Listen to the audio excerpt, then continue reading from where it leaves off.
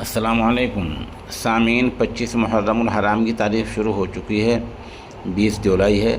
ख़बर का उन्वान है मंदिर मस्जिद मामलों की सुनवाई या नए हुक्म पर लगी रोक को हटाया जाए।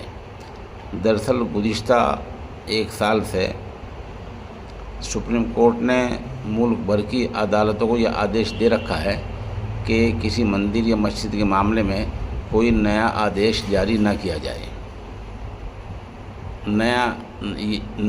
नया मामला दाखिल किया जाए। आपको पता ही है कि 1991 में कानून बना था कि इस मुल्क में मुल्क के बंटवारे के बाद जो मस्जिद जैसी थी, जो इबादतगाह मंदिर गुरुद्वारा जैसा था, उसी हालत में रहे। उस कानून पर सुप्रीम कोर्ट में सुनवाई चल रही है। तो सुप्रीम कोर्ट में आखिरी फैसला आने तक इस पर रोक लगाई थी।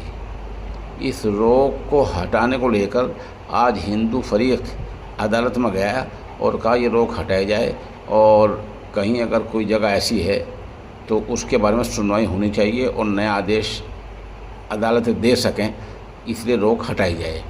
बहरहाल सुप्रीम कोर्ट में अर्जी गई है, अब देखिए आगे क्या होता है। दूसरे गुजारिश ये है कि मेरा जो नंबर है 96 27 70 90 14, उसमें कुछ तकनीकी ख़राबी आएगी जो तकरीबन 2 घंटे से बंद चल रहा है।